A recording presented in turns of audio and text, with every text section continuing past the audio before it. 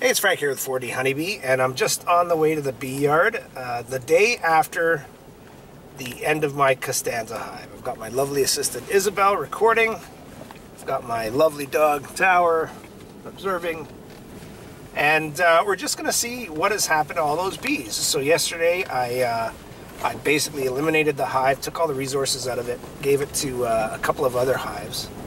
And I pushed, 20, maybe 30,000 bees into the grass in front of the 5 existing hives. So I'm just curious to see what happened to them. Would they have already gone into the other hives? Are they all clustered up sort of where their hive used to be? Are they clustered up against the other hives? Are they up in a tree, or are they gone? I have no idea. I'm really curious to see what's going to happen. It's kind of an overcast day. It was a cold night. Got down to about 10 degrees Celsius, which is about 50 Fahrenheit last night. And we haven't had temperatures that cold for the last 3 months. Hey, watch what you're filming. And today it's only about 17 degrees Celsius, which is about 64. So temperatures are starting to cool down. We knew that this was coming. That's part of the reason why I wanted to get this done now. To give the hives that need the resources time to use those resources before things get really cold. So anyway, it's going to be really interesting to see what has happened, if anything. And I'm going to walk you in as I walk in so we see it all together at the same time. And thanks for joining me.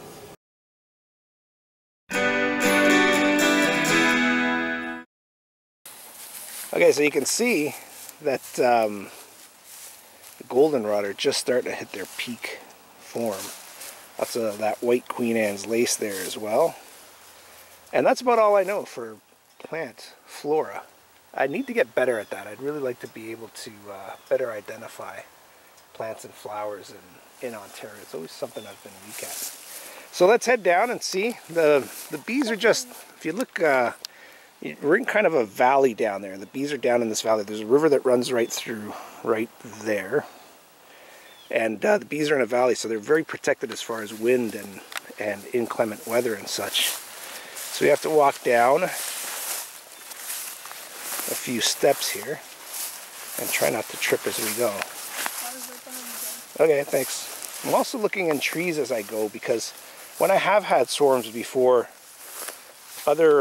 some subscribers have mentioned just look in the area to see if they swarmed up in the trees. And granted, I don't think this qualifies as a swarm by any means, but it's a whole bunch of bees looking for a place to live. So here's the first sight of the hives, and at first look, the bees are all gone.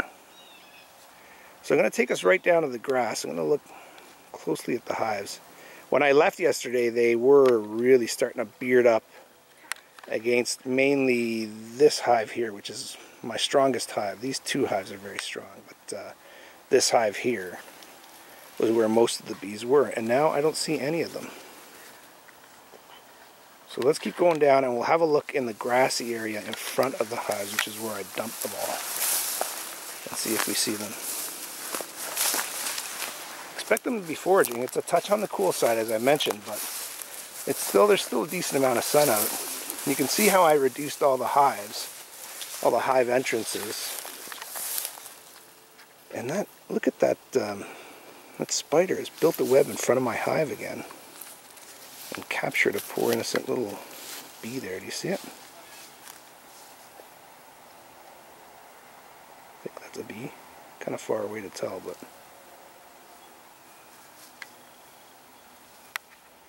anyway, I may have to do something about that unfriendly spider. Anyway, let's look at the hive reducers there. That one's kind of a ghetto one that I just made myself. And then the rest, you can see it's probably not bad timing considering it got kind of cold. But let's head out to where I pushed the bees out in the grass. You can see there's absolutely no sign of these bees, which I think no sign is a good sign. I think no sign is the most probable sign that the bees made their way into other hives. So here's the area where I pushed them all into the grass.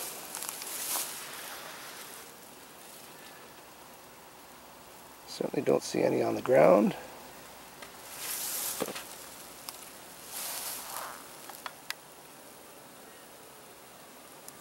And I wouldn't expect much action at the hive entrances on this cool type of a day. Just had a big one dive bomb me in my head. Oh yeah? Like a bumblebee or a regular bee? Something buzzing dive bombed me in the back of the head. So there you go. I mean, I think this is a sign that all the bees have gone into other hives, into these hives. I may be wrong. There's no real way of knowing. It's not like I put little GPS collars on them or anything like that, but the bees are gone. They're gone somewhere. Take a quick look around the area, into the tree limbs. We'll have a quick walk around to check it out, but I think it's most likely a sign that the bees were accepted back in the hives. Now, I'd say the next thing to do is to do good inspections on those hives just to make sure that we're not running into problems with laying workers. I need to check the brood that I pulled out of the bad hive as well, just a little more closely, because there wasn't as much evidence of a laying worker as there was a week ago when I first decided to eliminate the hive. So that's it. That's a pretty good sign, I think. Let me know what you think, and thanks for joining me at 4D Honeybee. Well, I just took off a spider web that had been laid in front of the hive right here. It was there yesterday too, and there was a bee trapped in it, unfortunately deceased. But also there was a bunch of pieces of pollen that obviously had been pulled off of the legs of bees that maybe had flown through the web and did make it. So that's something I've got to watch for. The spiders live under the lids of the hives, and for the most part I don't mind them being there, because although they do take some bees, they also control other pests that I don't want to come in there, like mites and moths and ants, right? But those spiders, the spider that normally is in there is called a jumping spider, and that spider doesn't use webs to trap its bees. It just grabs them really fast and really scary like. So that one I don't mind, but I don't like the webs in front of the hives, so I may have to go after that spider. But we'll see. Nature's a funny thing. I generally like to let nature work itself out, but we'll see about this one.